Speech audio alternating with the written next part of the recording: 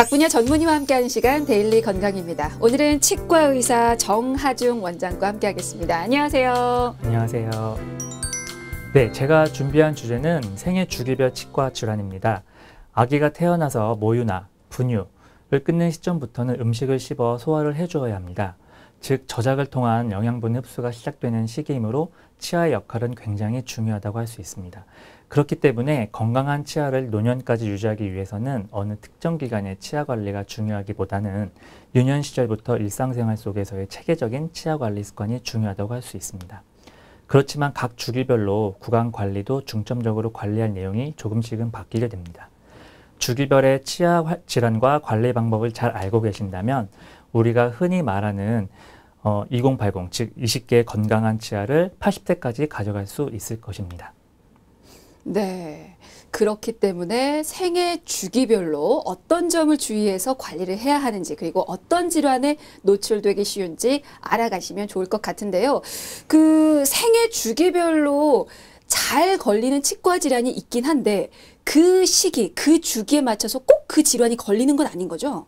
네, 반드시 꼭 주기별로 걸리는 질환이 정해져 있는 것은 아니지만 많이 걸리는 질환은 분명하게 있습니다. 예를 들어 40대 이후 관리 대상이었던 치주염 같은 경우도 현재는 식습관의 변화, 환경의 변화 등으로 20대 치주염 환자가 급증하는 것도 같은 맥락일 겁니다. 또 치아 교정을 많이 하는 추세인 요즘은 교정 후의 치아 관리가 치주염 관리에 있어서 매우 중요한 것들 중에 하나인 것처럼요. 결론적으로는 생애 주기별로 겪는 다른 치과 질환은 분명히 있지만 그 생애 주기가 빠름과 늦음이 흔히 발생하기 때문에 개인 주기별의 치과 질환으로 변해가고 있는 추세입니다. 그러니까 내가 어떤 치과 질환에 걸리냐, 그거는 물론 개인차가 있겠지만 그래도 각 생애 주기별로 많이 겪는, 많이 발생하는 치과 질환은 분명히 있다라는 말씀이신데 이유가 있습니까? 왜 그런 겁니까? 네, 그 연령별로 주로 섭취하는 음식이 달라지고 그리고 연령별로 신체적 특징 또한 차이가 나는 데 이유가 있다고 볼 수 있습니다. 예를 들어 유아기 시기에는 매우 단 음식을 좋아하고 청소년기 시절부터는 이제 단단하고 딱딱한 음식을 자주 먹는다거나 내지는 잘못된 습관 등으로 치아 건강을 해야 하는 경우가 많기 때문이죠. 젊은 시기에는 이제 치아로 병을 딴다거나 이제 격한 운동을 하면서 이를 악무는 습관 등이 이제 들어진다거나 하는 경우가 예가 되겠습니다. 또한 노년기에는 부드러운 음식을 선호하는 경우가 많은데 이것은 신체의 변화도 일조하지만 사실 씹는 것에 대한 불편함에 대한 적응 같은 경우로 보는 것도 맞을 것 같습니다. 그러니까 나이가 들어감에 따라서 사실 접하게 되고 좋아하는 음식이 달라지는 게 사실이고요. 거기다가 신체적인 특징 또한 달라지기 때문에 생애 주기별로 겪게 되는 치과 질환의 차이가 생기는 건데 그러면 시기별로 좀 나눠서 자세히 살펴보도록 하겠습니다. 먼저 영유아 시기 구강건강관리법 먼저 좀 살펴볼까요? 네, 우리는 이제 사실 영유아 시기, 즉 저작하기 전 모유나 이제 수유기에도 이제 치아 관리가 필요하다고 할 수 있습니다. 영구치가 나기 전 유치의 구강 관리는 평생 구강의 기초가 되는 매우 중요한 시기이기도 합니다. 이때는 충치 예방의 목적도 매우 중요하지만 평생 쓰게 될 영구치가 올바르게 자라나게 준비하는 과정이기도 합니다. 그렇기 때문에 영유아 시기에는 충치 예방의 목적과 영구치의 바른 성장을 준비하는 목적, 이렇게 두 가지의 큰 틀로 치아 관리를 해줘야 합니다. 충치 예방을 위해서 그리고 앞으로 자랄 영구치의 바른 성장을 위해서 영유아 시기에 치아 관리는 반드시 중요하다. 그럼 구체적으로 어떤 방법으로 치아 관리를 해줘야 됩니까? 네, 우선 치아가 없는 시기에는 젖은 꺼즈 등으로 잇몸을 닦아주는 것부터 시작을 하게 됩니다. 잇몸의 마사지와 청결을 통하여 건강한 잇몸 연조직을 가질 수 있게 되고 유치의 맹출에도 도움이 됩니다. 사실 치아가 나오지 않았을 때는 닦을 치아도 없는데 그냥 방치하실 수도 있는데 잇몸 자체를 젖은 거즈로 손가락에 감싸서 잇몸을 닦아주시면 됩니다. 그 이후에 이제 유치가 나오게 되는데 유치는 언제부터 나오기 시작해서 언제까지 다 나오는 겁니까? 네, 생후 6개월경부터 이제 아래턱부터 나기 시작하는 유치는요, 3세경에 70% 정도의 어린이는 모든 유치가 나오게 됩니다. 그렇기 때문에 생후 16개월까지도 모든 유치가 나오지 않는다면 치과 검사를 통하여 그 이유를 파악하여야 합니다. 간혹 치아 형성 장애나 맹출 장애로 인한 유치의 미발달로 인하여 유치가 나오지 못하는 경우가 있으니 적절한 치료를 통하여 올바른 유치 발달을 도와줘야 합니다. 아, 너무 유치가 나오지 않아도 그 또한 확인이 필요하군요. 네.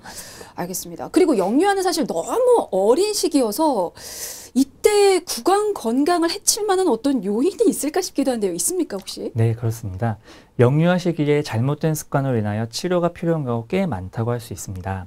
예를 들어 우유병을 물고 자는 습관으로 우유가 산화되어 생기는 우유병 우식증이나 손가락을 빠는 버릇, 또 혀를 내미는 버릇 등으로 인한 소화 부정교합 등이 그 대표적인 예라고 할 수 있습니다. 아, 그렇군요. 사실 요 영유아 시기에 초콜릿 같은 단 음식을 먹진 않지만 분유도 달고 그리고 그런 잘못된 습관으로 인해서 구강 건강을 해칠 수가 있습니다.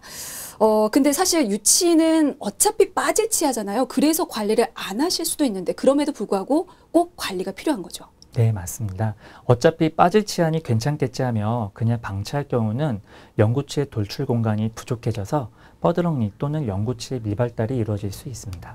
만약에 유치가 잘못되면 이건 어떻게 치료하십니까? 유치의 치료법은 본인이 치아 관리를 스스로 하지 못하는 시기이기 때문에 보호자의 협조와 관심이 매우 필요하며 가장 기본적으로 충치 발생을 예방할 수 있는 불소도포, 그리고 적정한 크기의 칫솔과 치실로 보호자가 직접 양치질을 해주는 것이 좋습니다. 또한 실란트를 도포하여 치아에 홈을 메워줌으로써 관리가 안 되는 시기에 충치 예방을 할 수 있습니다. 네, 이런 방법으로 영구치가 자랄 때까지는 유치 관리를 해 주셔야 하는데 유치가 제때 빠지지 않을 경우도 물론 있겠죠. 그때는 뭐 일부러 좀 빼줘야 되는 겁니까? 네, 영구치는 이게 잇몸 뼛속에서 유치의 뿌리를 흡수하면서 자라 올라오고 그리고 그 해당 유치는 이로 인해 동요도, 즉 치아의 흔들림이 생기면서 이게 뽑히게 되는데요. 하지만 영구치가 엉뚱한 자리에 위치하거나 해당 유치의 뿌리를 갉아먹지 않는다면 유치가 흔들리지 않아 제대로 된 시기에 유치가 빠지지 않게 되고 이 때문에 잘못된 자리에 있던 영구치는 아예 올라오지 못하거나 잘못된 자리로 그대로 자라 올라오게 되어 덧니로 올라오게 됩니다.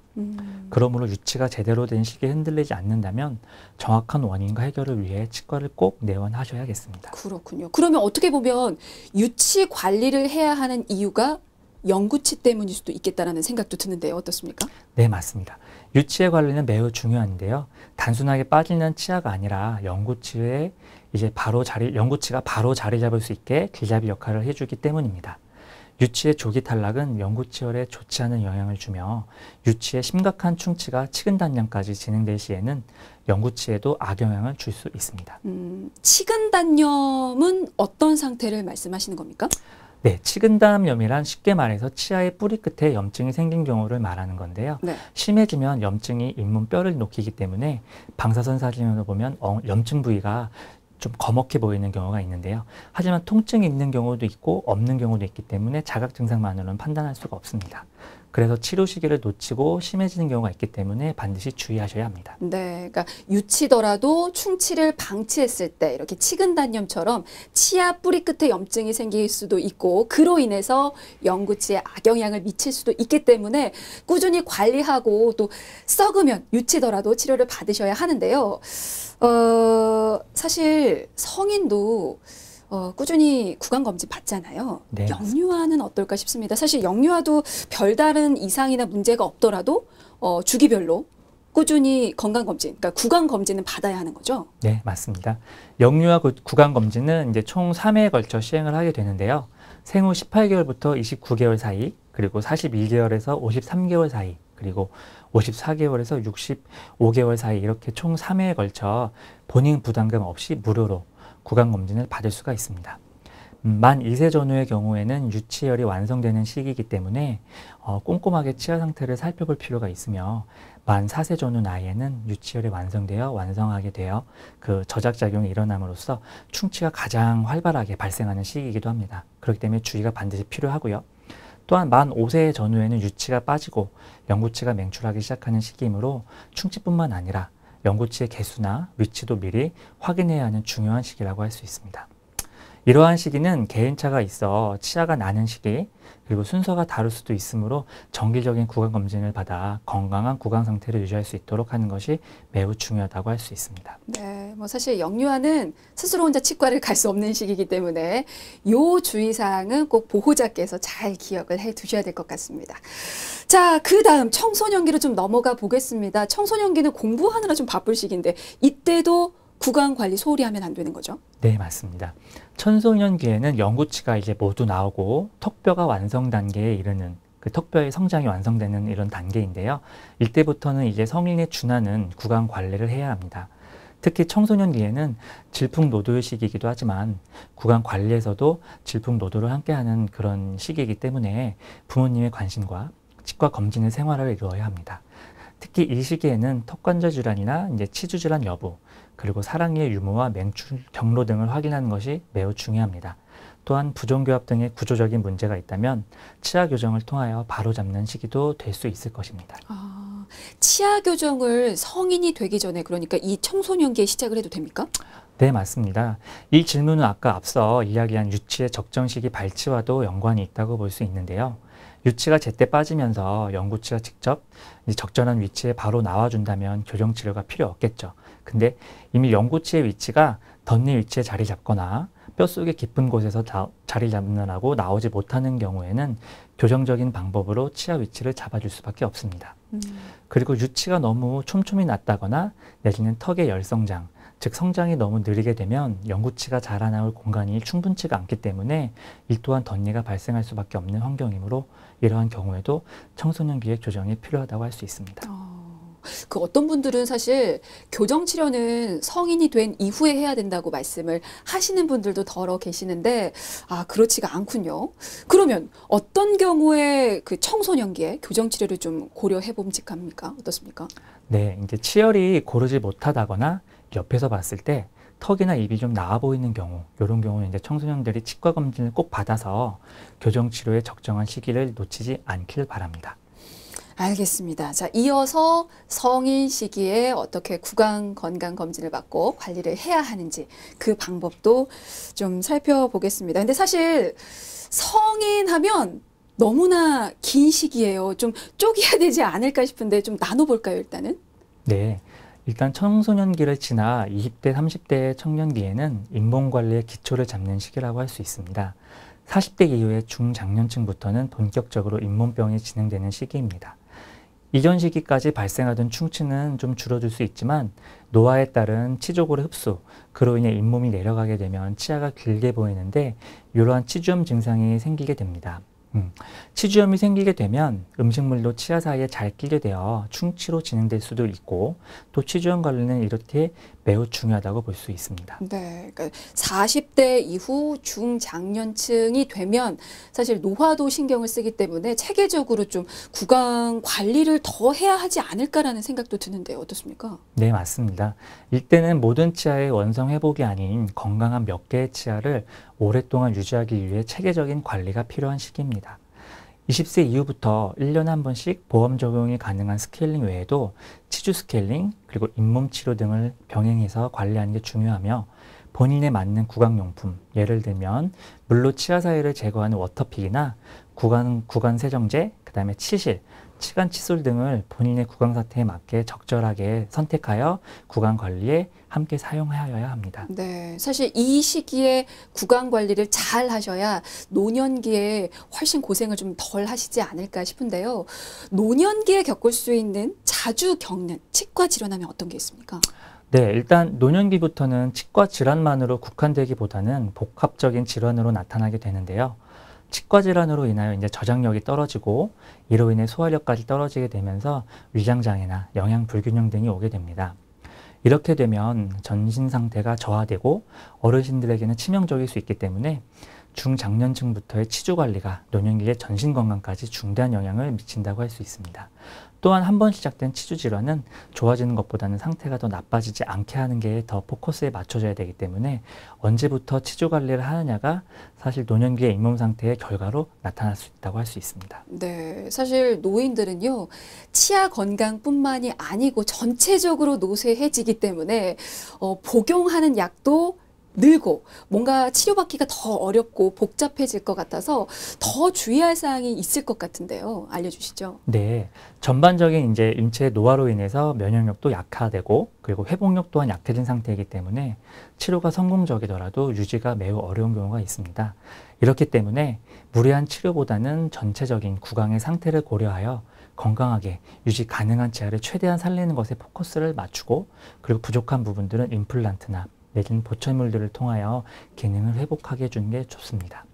또한 성공적으로 치료가 끝난다 하더라도 젊을 때보다는 회복력 및 유지기간 등이 짧아질 수밖에 없기 때문에 주기적인 치과 방문을 통해서 개인이 할 수 없는 구강 내 관리를 전문가의 도움을 받아 철저하고 그리고 또 아주 적절하게 관리해 주는 게 중요하고요.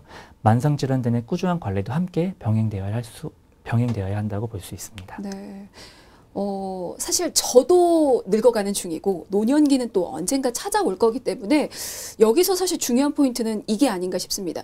노년기 때는 증상에 따른 치과 치료 물론 중요하지만 일단 전신 건강에 맞춰서 치료를 해야 한다. 뭐 그 말씀이신 건가요? 네, 맞습니다.